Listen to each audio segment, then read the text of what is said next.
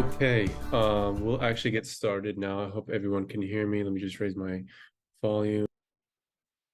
Okay, perfect. Welcome everyone to the Intangibles webinar. This is basically we're going to be talking about what college coaches look for beyond your play.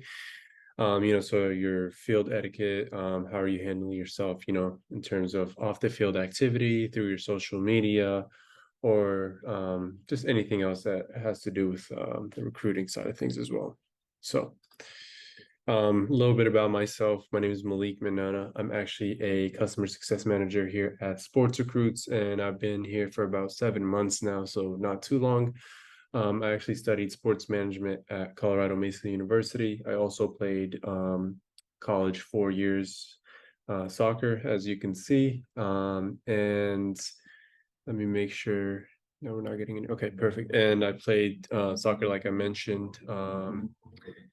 And I've also went through the recruiting process just like you guys are at the moment. So I'm here to walk you through some of those things. So the agenda for tonight, we're actually going to be talking about when our college coach is evaluating me. That's number one. Number two is on-field etiquette. Three is sideline/post game etiquette. And then also kind of meeting with the college coach and different types of meetings that you're going to be having. And then I did carve out some time at the end of the webinar if you guys have any questions that I can answer for you guys. Since I am hosting it by myself, I won't be able to get through everyone's question. And last but not least, this webinar is recorded. So if you missed a piece of information or anything that you think was important, this will be sent out to you tomorrow, right after the webinar is finished. So we'll go ahead and get started when our college coach is evaluating me, right? This is going to be all the time, right? There's no on or off switch with college coaches' evaluation mindset. They're constantly evaluating you, even if it's not during the game, or you have like sideline things that, like you're during your social media, they're going to be evaluating you. They're going to be evaluating you when you're having meetings with them on the phone, or just kind of like different situations there. And this is a huge coach. This is a huge decision for college coaches, right? They want to see how you're going to be able to fit into their team, their culture that they're building at their university or club. And they want to see if you're going to be a good investment for the team, right? They don't want to bring somebody that's going to be a cancer on the team, if you will. That's a phrase that my coach used to use a lot when I used to play in college. Let me just make sure my laptop is charging. Perfect. And so they want to be able to invest in you as the athlete, and they want to bring in somebody that's going to add value to the team and not, take away from the team. So intangibles are often used as tiebreakers, right? There's going to be a lot of athletes out there that also are looking into the school that you may be looking into, and you guys may be sharing the same similarities, such as like the way you handle yourself, or the way that you are as an athlete or person. So they're going to be looking into two different situations and seeing, hey, is this athlete going to bring more value to my team, or is he going to be somebody that's going to cause a lot of issues for me down the line? And so they have to choose, kind of like they're going to put positives, negatives on a list, and then they just basically choose which athlete is going to be a better fit. Club high school coaches will be used for references. What will they say about you, right? What kind of impression did you leave with your club or high school coach? Or were you a good athlete? Were you a good supporter? Did you help your teammates? Did you add value to the team? Were you always willing to help? And were you respectful to the coach? All these things are super important in the recruiting process. And so if a college coach were to reach out to your club or high school coaches, they want to be able to hear positive things from them. They want to be able to hear something that is good. And, obviously it's used as a reference, if you will. Make sure. Perfect. Okay. And then the next thing is obviously the on-field etiquette. These are things that you need to be keeping note of when you are on the field and playing and participating in games, tournaments, showcases, whatever the case may be, right? And so some things to be thinking about: how do you warm up, right? Like, what is the process with your warm up? Are you actually taking warm up seriously? Are you dialed in? Are you touching the line, if you will? Like, are you going through the whole motion, or are you just being lazy and kind of lackadaisical? You're not really wanting to play. You're just bad attitude towards the beginning of the game. these things are going to be taken note of. Coaches on the sideline like to come in early, like to see the players warm up, seeing how they warm up, and they take notes of these things. And I have seen notes from college coaches, and honestly, warm up was very consistent within their notes. The other thing is, how are you interacting with your teammates, right? Are you being positive with your teammates? Are you kind of like little things like giving them a high five, encouraging them, getting them fired up before the game, and being just kind of energetic? And then obviously the other one is, how are you interacting with your coach, right? So different situations here. How are you interacting with your coach during a game, while you're in playing, like while you are playing? Are you listening to your coach's directions? Are you taking note of what your coach is saying, right? Are you respecting your coach's decision to call you off the game, to kind of substitute you? How are you kind of reacting to those different situations with your coach? And then obviously referees, officials. I had a rough time with this. I was always against officials that were against my team, obviously, but how are you respecting the referees' decisions? Are you being, respectful of their decisions, and you just kind of letting them do their thing, right? That's their job. They have to referee the game, and you have to respect what decisions they make during the game.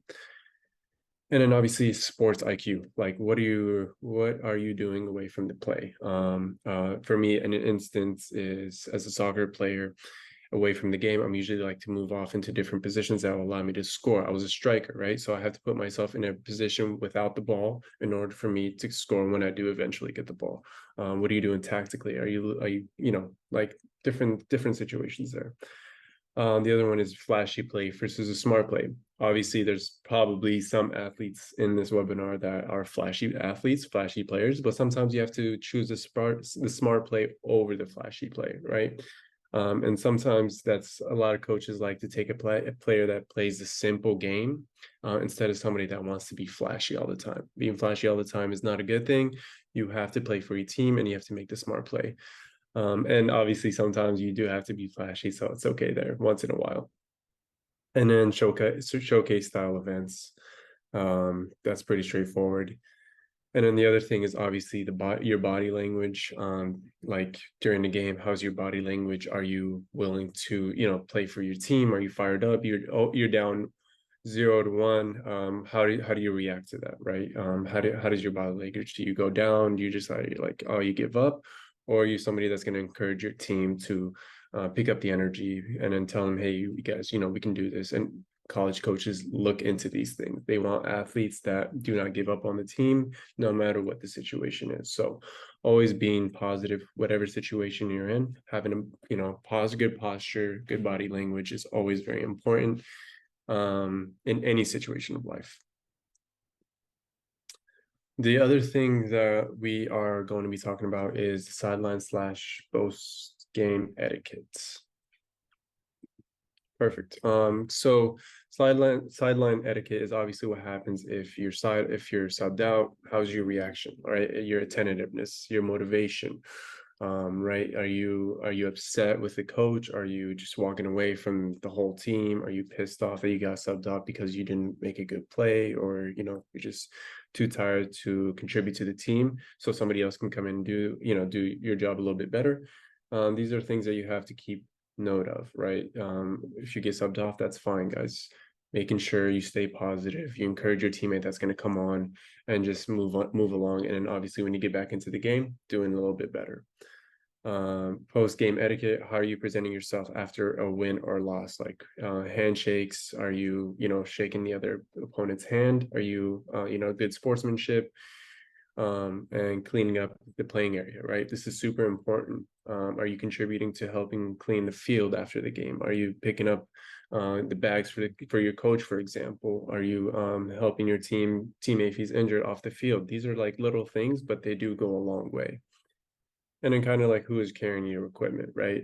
If you do see a ball that is all the way out, and your coach has no idea, are you going to be able to go and get it for him? Are you going to be helping out with picking up the cones after the warm-ups, or whatever the case may be? And so these are super important stuff. The next thing is meeting with a college coach. Steps to be taken, right? Playing the appropriate roles. So student athletes, obviously you want to be in charge of this.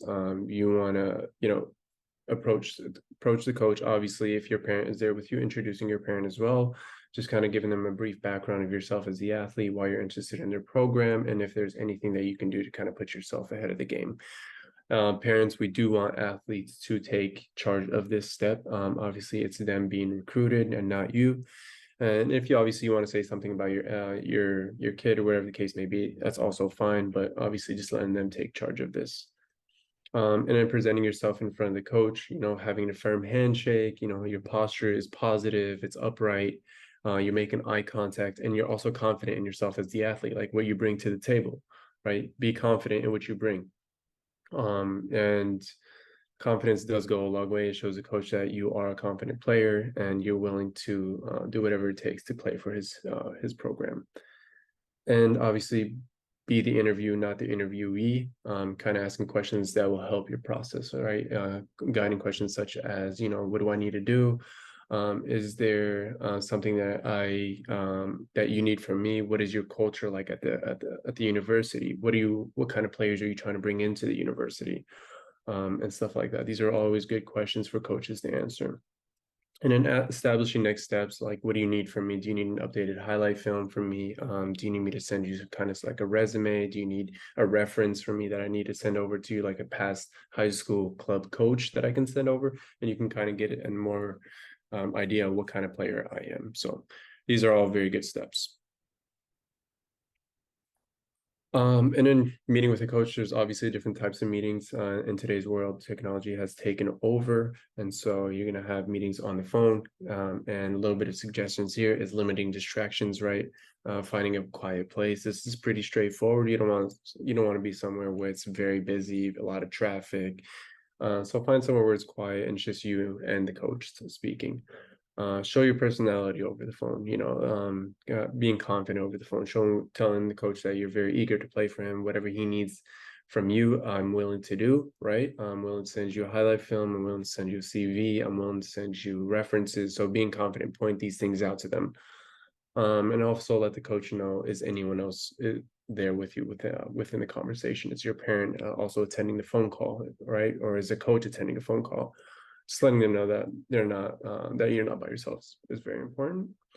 And then video calls, obviously, Zoom, whatever the case may be, Teams that you're using, Google Meets, right? If a coach wants to see you in person or through a camera, right, and they're not able to see you in person, sorry, through a camera, just kind of be front and center if family or coaches are on the call, right? Dress appropriately. Just treat this as a job interview, but you want to play for the team. It's a sport, right? So dress appropriately, and obviously have strong and confident body language, right? Stand upright, always face the camera. Don't look like you're distracted by something else. Don't have the TV playing in the background. Just have it be you, the video, and the coach, and that's it. Texting, obviously reply back in a timely manner, proofread your texts, and then don't let this be the sole communication, right? Obviously, if texting is the first step, that's okay, but you obviously want to progress it into something a little bit more. So maybe after texting, go to a video call, and then after that, you can kind of let them know that you have upcoming showcases that you're attending and you would love to meet them in person through there. So just don't let texting be the sole communication. That's important as well. And then some things with how to prepare for the meeting. So writing down questions. Make sure to do your research on past or current seasons. Ask questions only someone on the team or affiliated can answer, and have 2 to 3 questions prepared at least. What usually with this, you want to have questions that are direct to their program, asking questions such as like, what is your program's culture like, and how is your style of coaching is a good question for college coaches. Establish next steps. We spoke about this earlier, but it's repeated because it is important. You want to know, what do you need to do in order for the coach to make a decision on you, right? Does he need more information? Does he need more video? Does he need more references?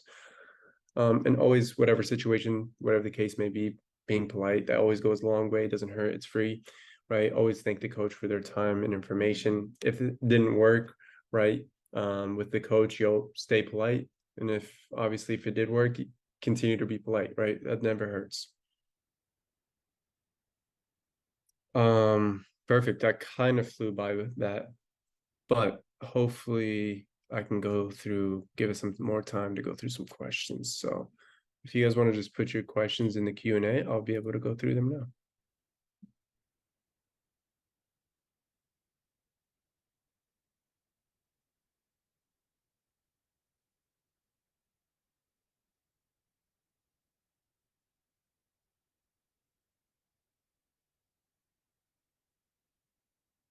Does I don't see any questions at the moment. Does anybody have any questions?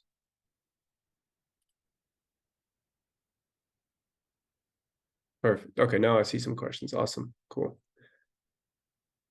What's the best college to attend soccer wise? Hi Jennifer. So the best college to attend soccer wise, I honestly recommend whatever level you think is a good fit for you, right? So if you think you're a good D2, D3 athlete, start to look for colleges in D2, D3, right? Also have a conversation with your past coaches, see what kind of level that they think you're at, because they were the ones that watched you live. So then they're going to have a better, better decision for you.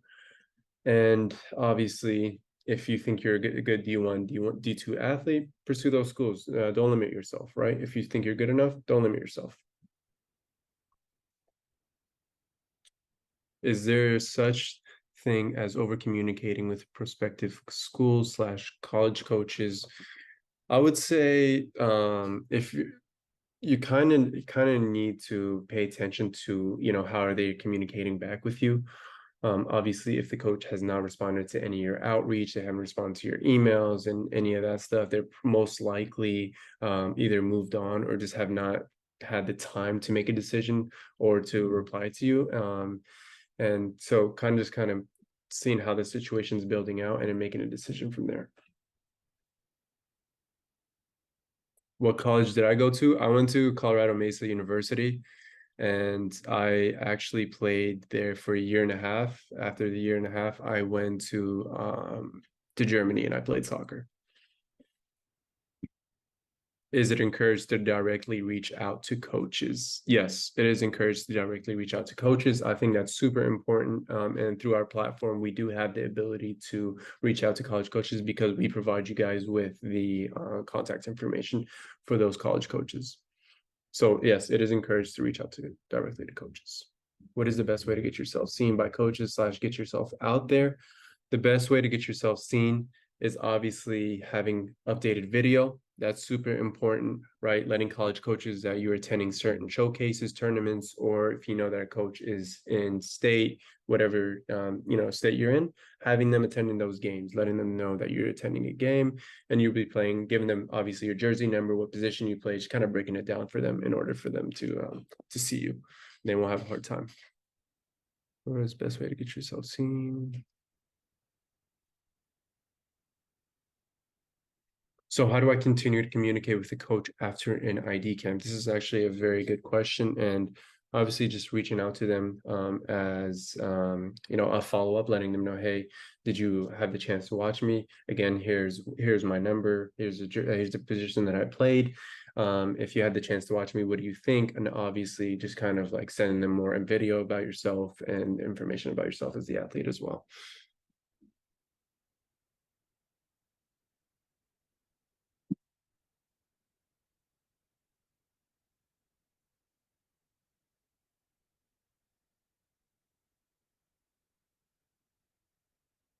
Do you need to invest in a professional highlight reel, or can you just make one yourself? Honestly, this one goes either way, right? If you do think that a professional highlight reel can go a long way for you and it's going to expose you more to college coaches, that is totally up to you, right? Or if you think you could just make a very good highlight reel of by yourself, go ahead and do that. I honestly made my own highlight reels because I was kind of tech savvy with making videos. So obviously just kind of making sure that there's good music in the background, there's nothing like kind of obnoxious, having the circles, good transitions within your videos, that's super important. Any advice for athletes looking to play two sports in college? Um, This one is tough, and I give you props for even thinking about playing two sports in college, because that's going to be rough. Obviously, recover a lot, recover as much as you can. But recruiting wise, obviously, if you can do it, then start to reach out to both sides of the sport, making sure you're doing you're keeping it balanced within both outreaches. How is it best to make initial outreach? Initial outreach should be kind of just a light introduction about yourself, sending them like maybe a clip of a highlight film that you want to send out to the college coach and giving them more information about what club you play for, what positions you play for, and kind of what are your goals and aspirations within the recruiting space. When should we start getting in touch with coaches? This is honestly kind of I started my I like to use myself as an example, but I started my recruiting process usually at the sophomore year, but I did have video and everything lined up my freshman year. I did have a lot to back me up before I went into my sophomore year. So sophomore year is when I started that initial process of reaching out to college coaches and kind of educating myself on the recruiting space and how all that works. So it's never too early, and it's also never too late. Can you tell us about your recruiting journey? Actually, my recruiting journey was very, very interesting because I actually did not have any of this. Sports Recruits was not in my, you know, in my computer. I did not have access to any of this platform. And my recruiting journey actually was through word of mouth. It was through a friend that I reached out to who played at Colorado Mesa. And I just asked them if they can send over my highlight film to the college coach. The coach reviewed it, liked what he saw, and then he told me to come out for the tryout. I went out for the tryout, and that's how I ended up playing for the college.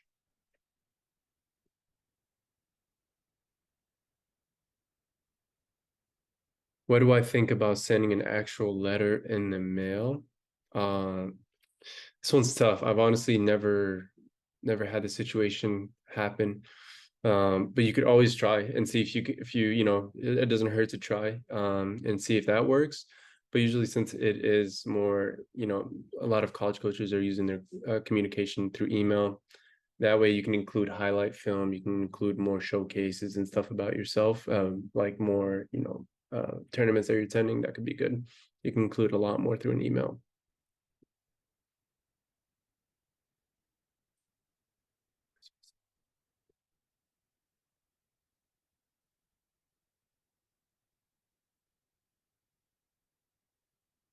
Let me see. Maybe we have time for a few more questions, a couple more questions, and then we can call it.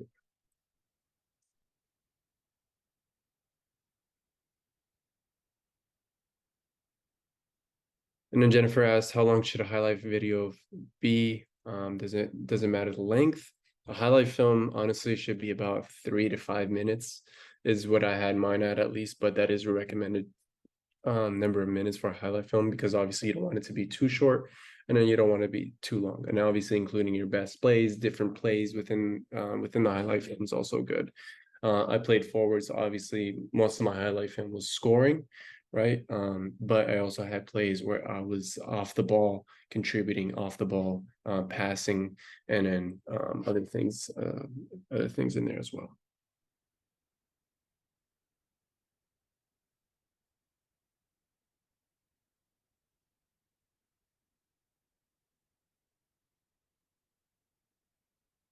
And then Rania asks, how far in advance can I invite a college coach to a tournament? This is actually a really good question, Rania. And this is honestly totally up to you. My only thing that worries me here is obviously if it's too far in advance, then the coach may forget.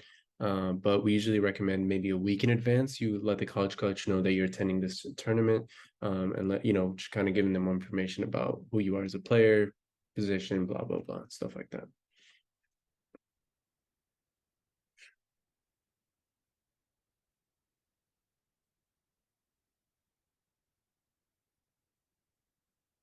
Awesome.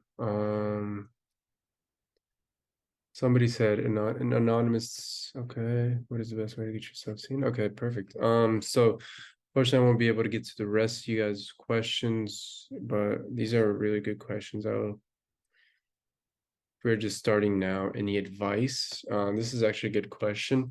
Depending on your age level, and if you are using SportsRecruits or whatever recruiting service, I'm assuming SportsRecruits, obviously getting used to the platform, understanding how the platform works, also educating yourself on how the recruiting process works as well. And then just kind of talking to your talking to your club / high school coaches, and just seeing if they have any suggestions for you, if there's anything better that you can do in terms of yourself as the athlete. But recruiting wise, it's never too early. Just get yourself comfortable with the recruiting process, have video ready, and then filling out as much information as you can on your profile when you're presenting it to the coach, obviously.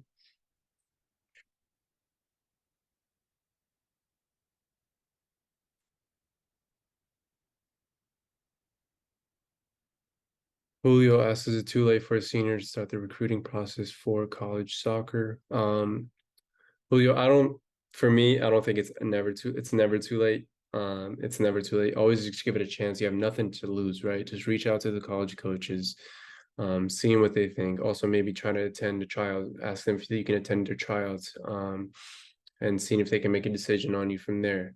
That could be a good way to do it. So it's never too late. Maybe somebody else can give you a different answer, but for me, it's never too late.